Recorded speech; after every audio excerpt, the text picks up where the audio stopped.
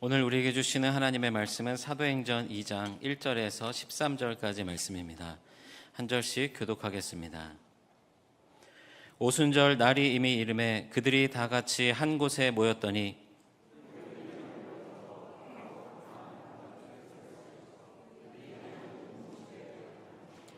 마치 불의 혀처럼 갈라지는 것들이 그들에게 보여 각 사람 위에 하나씩 임하여 있더니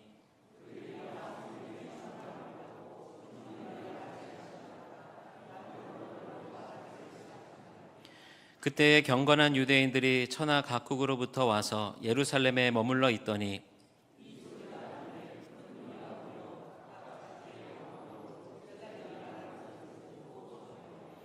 다 놀라 신기하게 여겨 이르되 보라, 이 말하는 사람들이 다 갈릴리 사람이 아니냐.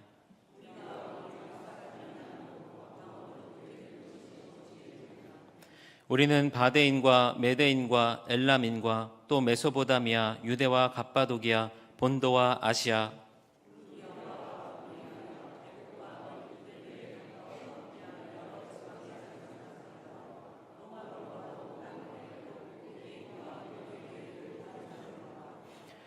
그레데인과 아라비아인들이라. 우리가 다 우리의 각 언어로 하나님의 큰 일을 말함을 듣는도다 하고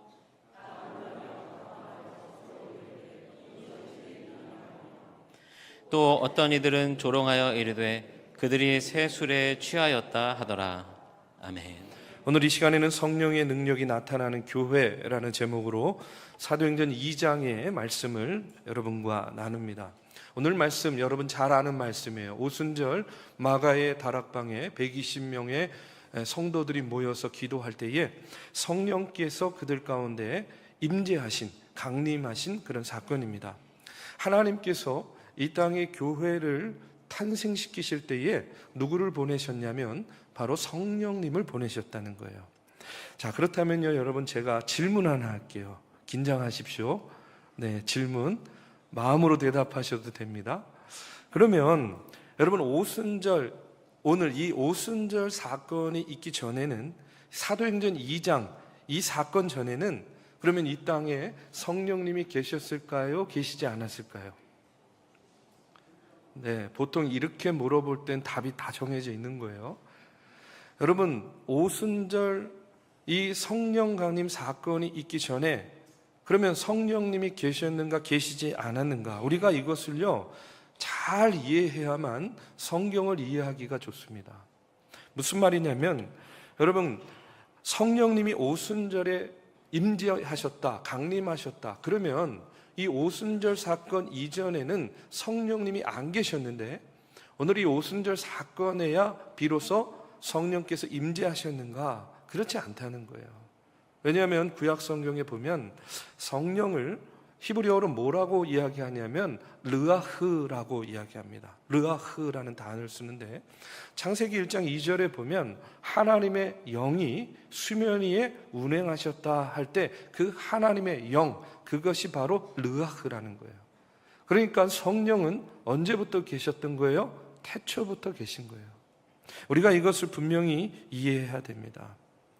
이 하나님의 영, 이 르하흐, 성령, 이 성령은 이렇게 과거에도 계셨는데 이 오순절날 성령 하나님께서 임재하신 거예요. 특별한 임무를 가지고 임재하신 겁니다. 특별한 모습으로 이 땅에 임하셨다는 거예요.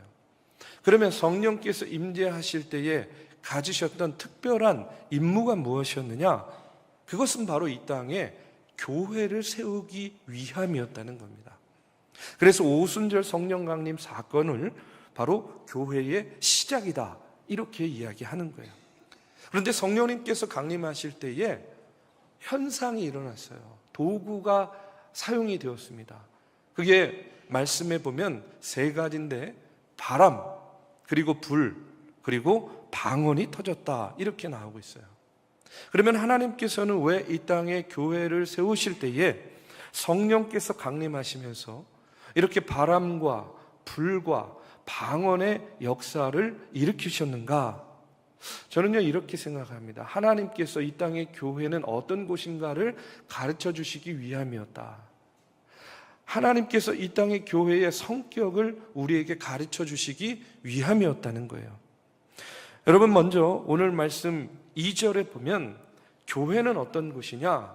한마디로 바람과 같은 곳이다 하는 그런 이야기예요. 2절에 보니까 호련히 하늘로부터 급하고 강한 바람 같은 소리가 있어 그들이 앉은 온 집에 가득하였다, 이렇게 나오고 있습니다. 성경에 보면 종종 그 바람을요, 성령의 능력으로 해석합니다. 성령의 능력을 바람으로 표현할 때가 많아요. 우리가 요한복음 3장 3절에서 8절에 보면 예수님께서 니고데모에게 중생, 거듭남에 대해서 가르치는 그런 말씀이 나옵니다. 네가 하나님 나라에 들어가려면 네가 거듭나야 된다, 이렇게 말씀하시니까 이제 니고데모가 예수님께 묻는 거예요. 아니 예수님, 내가 이렇게 이미 나이가 많아서 늙었는데 내가 어떻게 엄마 뱃속에 들어가서 다시 태어날 수가 있겠습니까? 하고 이렇게 묻습니다. 그럴 때 예수님께서 니고데모에게 뭐라고 이야기하냐면 사람이 물과 성령으로 거듭나야 된다, 이렇게 이야기해요. 니고데모 입장에서는요, 이게 도대체 무슨 말인지 잘 모르겠는 거예요. 더 어려워요. 그런데 예수님께서 이어서 이렇게 이야기하십니다. 내가 내게 거듭나야 하겠다 하는 말을 놀랍게 여기지 말라.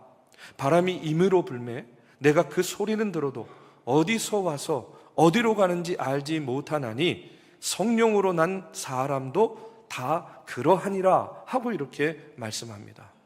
이 말씀에 보면 예수님은요, 성령을 뭘로 표현하고 있냐면 바람으로 표현하고 있어요. 바람은 곧 성령의 능력이라는 거예요. 여러분, 우리가 바람요 만지지 못해요. 그렇죠? 만질 수가 없어요. 존재를 증명하기도 어렵습니다. 지금 여러분 이 자리에 바람이 불고 있을까요? 바람이 불지 않을까요? 바람이 있을까요? 없을까요? 있어요. 지금 선풍기 바람도 지금 불고 있고요. 제가 지금 여기서 후 하면요, 지금 여러분에게 이게 느껴지지 않아도 바람이 존재하는 겁니다. 그렇기 때문에 여러분, 바람은 존재해요. 그러면 바람이 성령의 능력이다.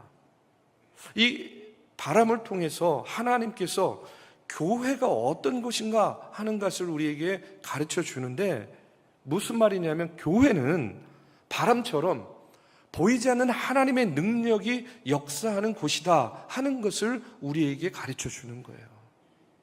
교회는 바람처럼 하나님의 능력이 역사하는 곳이 바로 교회라는 겁니다. 교회는 바람과 같은 능력이 모든 믿는 자들에게 임하여서 그들을 변화시키는 곳, 변화시키는 장소, 그것이 바로 어디라고요? 교회라는 이야기예요. 제가 이런 얘기를 들었습니다. 어떤 분이 계셨어요. 23살에 이제 과부가 된 어머니의 유복녀로 태어나서 이분이 어머니의 희생적인 배려로 공부 열심히 하고 유학 가서 이제 학위 받고 교수가 되었어요. 저명한 교수가 되었습니다.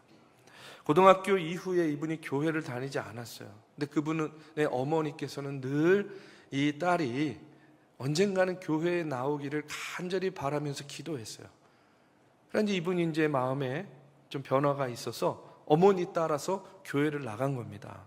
그런데 오랜만에 교회에 나가서 이렇게 봤는데 자기가 생각하고 기대했던 것하고 너무 다른 거예요. 사람들이 모여서 수군수군 대는데 다른 사람 험담하는 소리가 들리고, 또 뭐 회의실 같은 데서는요 서로 막 이렇게 큰 소리 나고 다투는 소리가 들리고, 심지어는요 어떤 사람은 와서 아유 어느 학교 교수님이라면서요 우리 아이가 그 학교 가려고 하는데 뭐 이제 뭐 이러면서 다른 얘기도 하고, 그러니까 이분이요 굉장히 실망스러웠어요. 너무 짜증이 났어요.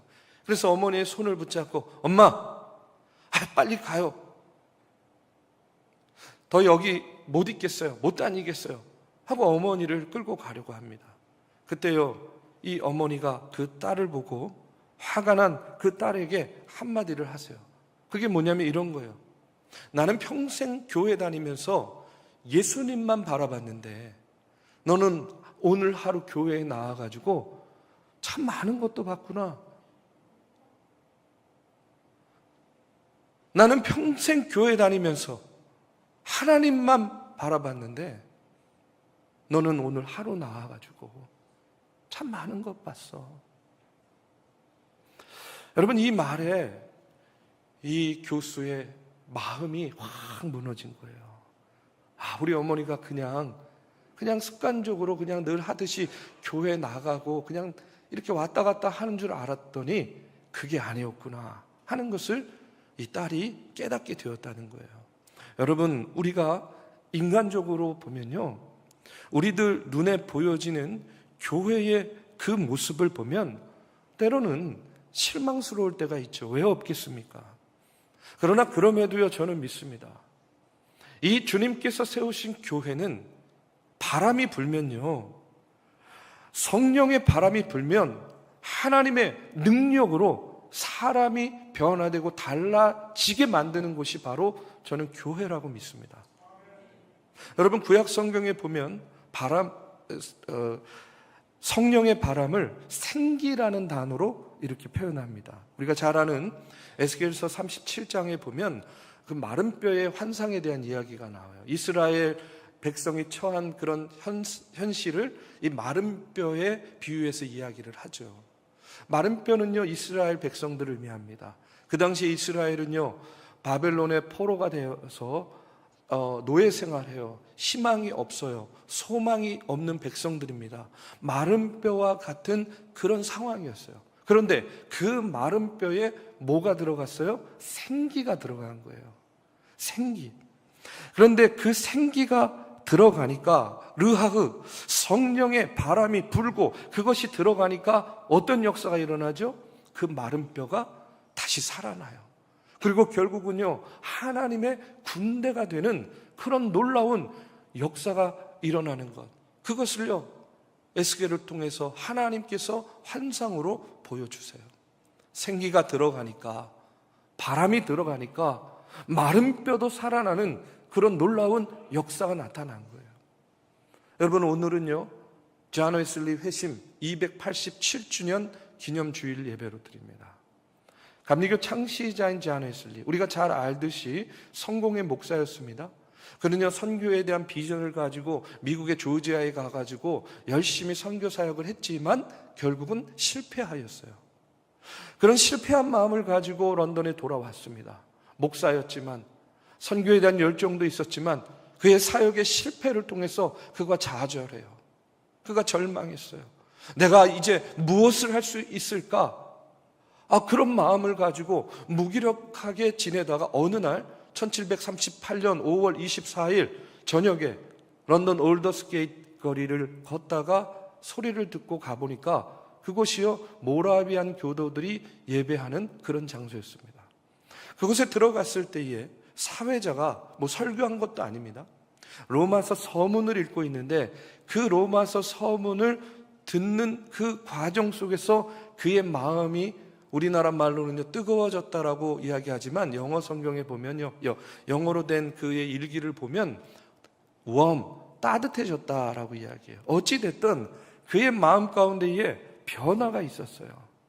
뭐라 말로 표현할 수 없는 그런 느낌, 그런 변화를 느끼게 되면서 그가 어떻게 됩니까? 다시 한번요, 그의 마음 가운데 하나님에 대한 구원의 확신을 깨닫게 되는 거예요. 그리스도께서 나 자신의 죄를 위해서 십자가에 달려 죽으시고 내가 죄와 사망의 율법에서 나를 구원해 주셨다라는 그 확신이 다시 한번 그의 마음 가운데 들게 되면서 어떻게 됩니까? 그 무기력했던 그 좌절감에 있었던 목사, 그 웨슬리가 다시 한번 힘을 얻게 되는 거예요.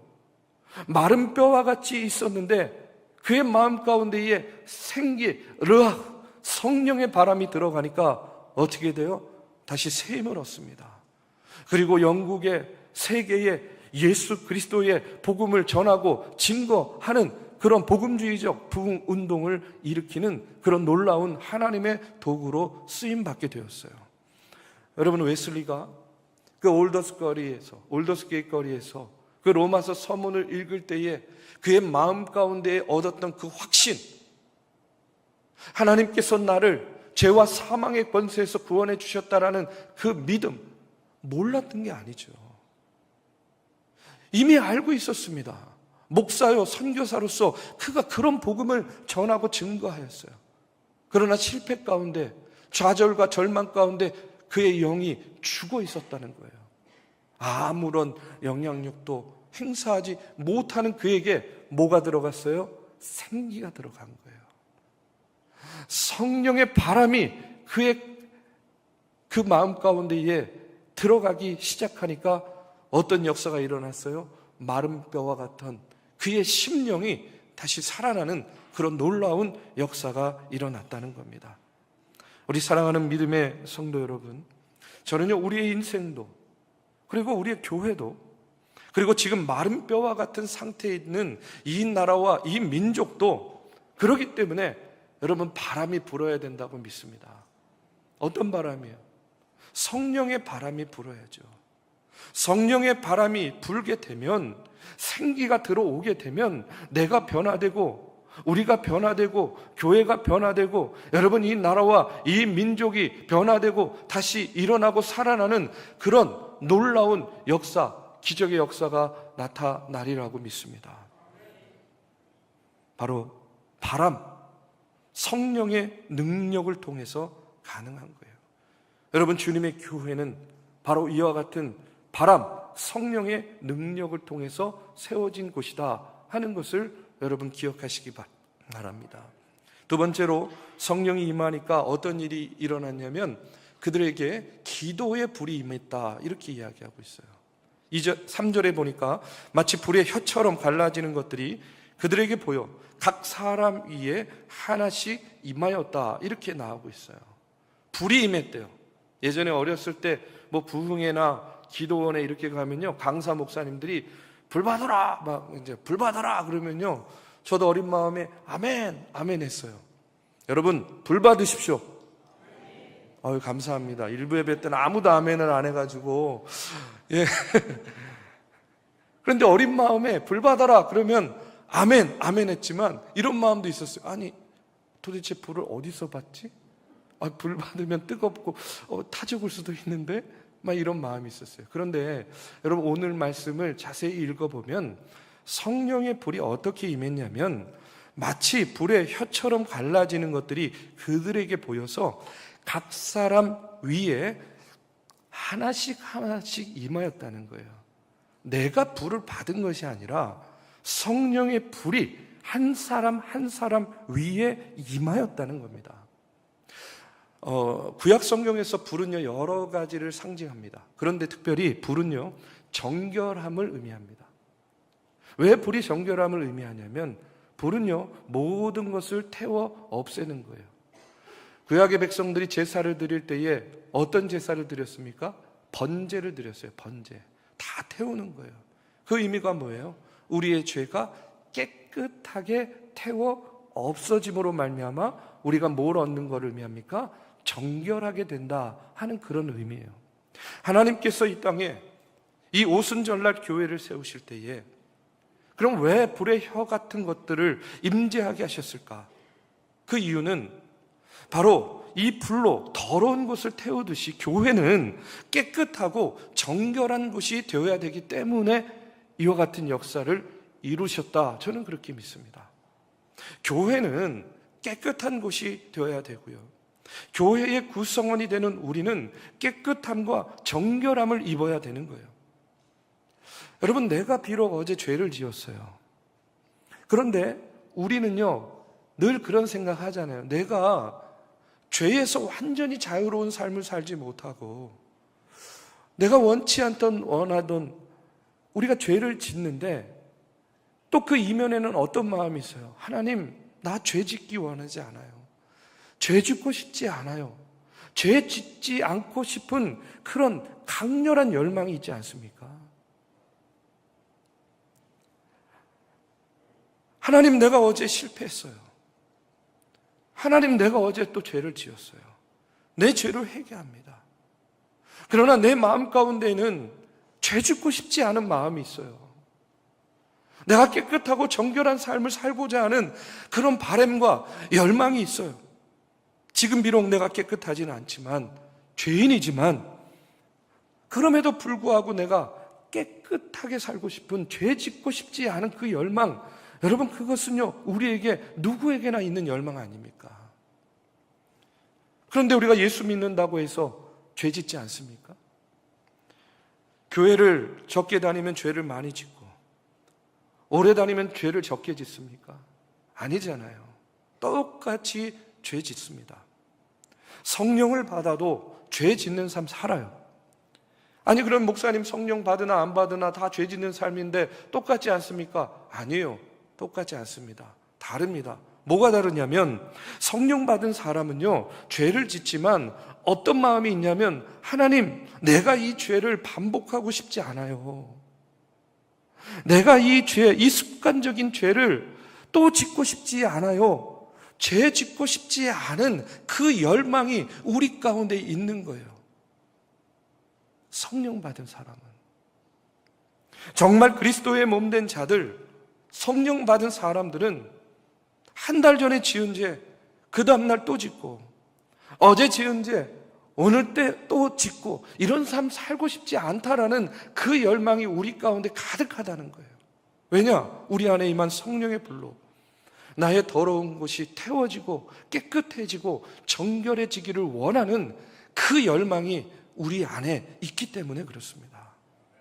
여러분, 죄 짓고 싶지 않은 열망, 같은 죄를 반복하고 싶지 않은 그 열망, 예수 믿는다면 그렇기 때문에 우리가 과거의 삶을 청산해야 되는 거예요.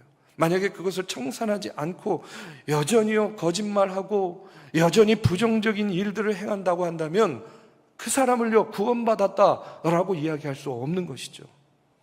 여러분, 그리스도의 몸 아닙니까? 왜 그렇습니까? 그리스도의 몸된 교회, 그리스도의 몸된 우리는 성령의 불이 각각의 사람들에게 임해서 어떤 마음을 갖게 한다고요? 죄 짓고 싶지 않은 그 열망을 우리 안에 갖게 만들기 때문에 그렇습니다. 우리 사랑하는 믿음의 성도 여러분, 저는요 오늘 우리도 불의 혀같이 임한 이 성령의 뜨거움이 오늘 우리의 삶에, 우리 중앙교회에 강력하게 임하기를 간절히 축복합니다. 그래서 그 뜨거움으로 우리의 식어진 가슴이 뜨거워지고, 우리가 정결함에 대한 열망, 깨끗함에 대한 열망, 반복되는 죄를 짓고 싶지 않은 그 열망이 우리 안에 불같이 솟아나기를 주님의 이름으로 축복합니다. 마지막으로 성령께서 임하셨을 때 기적이 일어났어요. 어떤 기적이 일어났냐면, 한 15개 정도 국가의 각각의 나라에서 온 사람들이 자기 나라 말로 말하는데 그 말을 서로 다 알아듣는 거예요. 오늘 말씀해 보니까 그들이 다 성령의 충만함을 받고 성령이 말하게 하심을 따라 다른 언어들로 말하기를 시작하니라. 그때에 경건한 유대인들이 천하 각국으로부터 와서 예루살렘에 머물러 있더니 이 소리가 나매 큰 무리가 모여 각각 자기의 방언으로 제자들이 말하는 것을 듣고 소동하여 다 놀라 신기하게 여겨 이르되, 보라, 이 말하는 사람들이 다 갈릴리 사람이 아니냐. 우리 각 사람이 난 곳 방언으로 듣게 되는 것이 어찌 됨이냐 하고 이렇게 나옵니다. 마가의 다락방에 120명 정도의 성도가 모였어요. 흩어져 있던 디아스포라 유대인들이 다 모인 겁니다. 우리식으로 말하면 독일에서도 오고, 영국에서도 오고, 프랑스에서도 오고, 언어가 다른 이 열 몇 개국의 나라 사람들이 다 모였어요. 그런데 신기한 일이 벌어졌습니다. 동시 통역을 하는 것도 아닌데 그 사람들이 자기 나라 말로 다 알아듣는 거예요. 그러니까 너무나 놀란 거죠. 오늘 말씀에 나오는 방언은요, 여러분 우리가 흔히 말하는 그 날랄라 방언 있잖아요. 저도 어렸을 때 방언 받으려면 랄랄랄랄랄랄라 이거 열심히 하면 혀가 꼬여가지고 방언 받는다 이래가지고 열심히 랄랄랄랄라 하면서 기도했던 적이 있는데, 중요한 건요, 우리가 흔히 생각하는 방언은 나도 무슨 말을 하는지 잘 몰라요. 그렇죠? 듣는 사람도 무슨 말을 하는지 몰라요. 그러니까 소통의 언어가 아니었습니다. 그런데 오늘 말씀에 나오는 이 성령의 역사 가운데 이루어진 이 방언의 역사는 어떤 역사입니까? 알아듣는 거예요. 소통이 되는 거예요. 자, 여러분, 하나님이 이 방언의 능력을 통해서 우리에게 무엇을 가르쳐 주기를 원하시느냐? 저는요, 바로 커뮤니케이션, 소통을 가르쳐 주신다라고 이렇게 생각해요. 학자들은 이 사도행전 2장의 사건이 바벨탑의 사건이 회복된 사건이다라고 이야기합니다. 창세기 11장에 나오는 이 바벨탑 사건을 통해서 어떻게 됐어요? 언어가 흩어지고 민족이 흩어진 거예요. 그런데 그 흩어졌던 언어가 하나 되는 역사가 단 한 번 일어나는데 그것이 바로 오늘 이 마가의 다락방에서 이루어졌던 이 성령의 역사였다는 거예요. 언어가 하나 되었다는 겁니다. 자, 그런데 더 중요한 것이 있어요.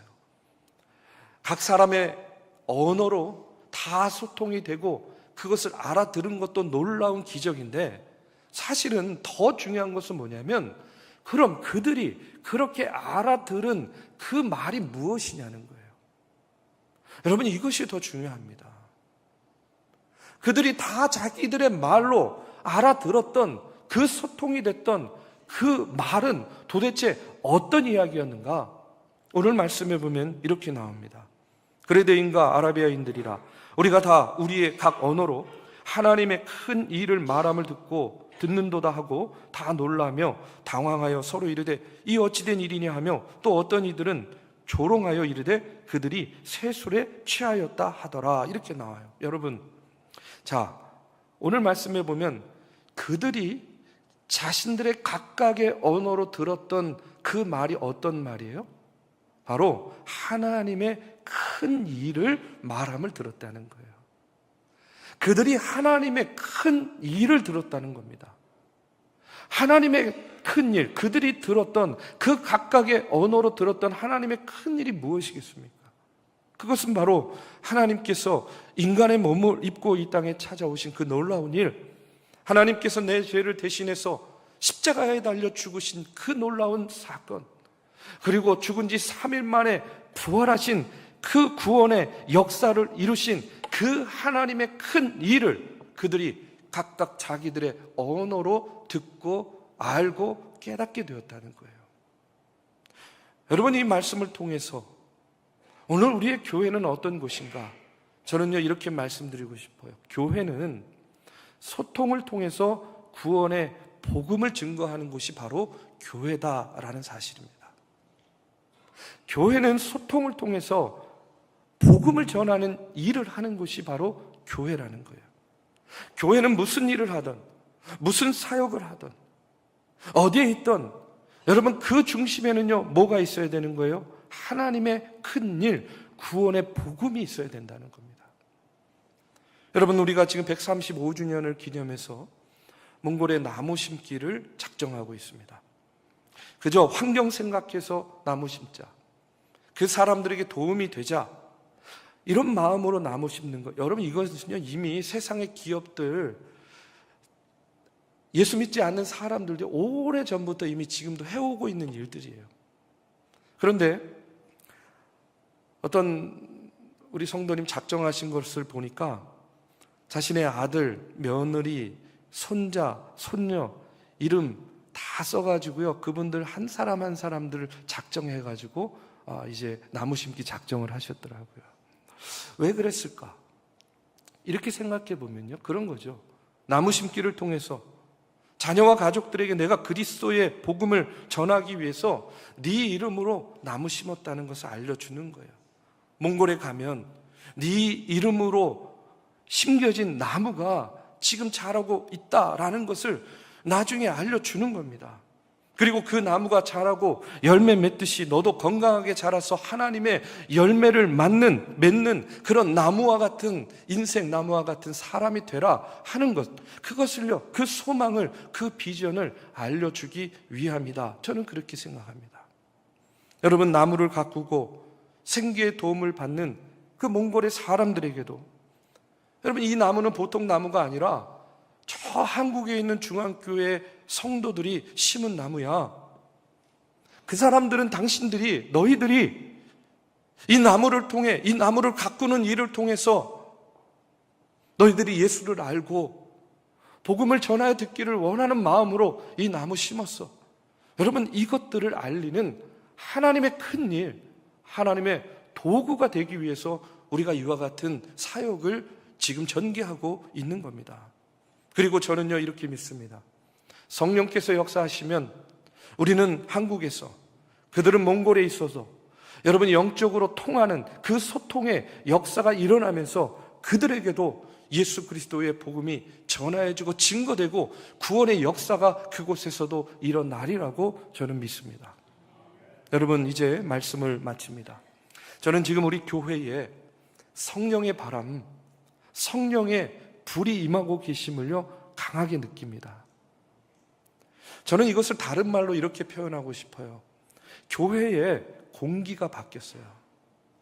교회의 분위기가 바뀌었다는 그런 이야기입니다. 우리 교회의 분위기가요 많이 바뀌어졌습니다. 성도들 간에 서로 대하는 그런 모습을 보면 참 많이 성숙해졌구나 하는 것을 느끼게 되고요. 특별히 교회의 사역을 대하는 모습, 또 그 반응을 보면 많이 달라졌구나 하는 것을 보게 됩니다. 최선을 다해서 참여하려고 하고, 헌신하려고 하고, 이해하려고 하고, 조율하려고 하고. 여러분, 이것이 가능한 이유가 무엇이겠습니까? 저는요, 성령이 하시는 일이라고 믿습니다. 이건 절대로 사람이요 설명하고 설득해서 되는 일이 아니라고 저는요 뼈저리게 목회 여정을 통해서 느낍니다.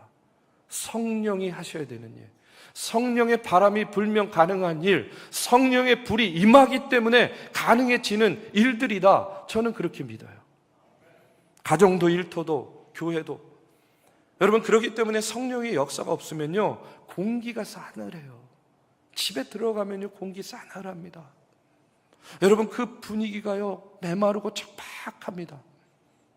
그런데 성령의 임재가 있고 성령의 바람이 불고 성령의 불이 임하면 가슴이 뜨거워지고 공기가 바뀌고 분위기가 바뀌고 생각이 바뀌고 결정이 바뀌는 거예요.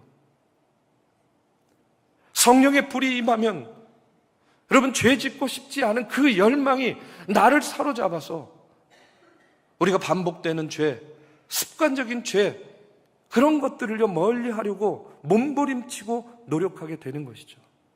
성령의 바람이 불면 우리가 무슨 일을 하든 그것이 그 중심에 하나님이 계시고 주님이 계시고 주의 성령께서 인도해 주셔서 하나님의 큰 일을 이루는 그런 놀라운 역사, 그런 놀라운 도구가 된다 하는 그런 사실입니다.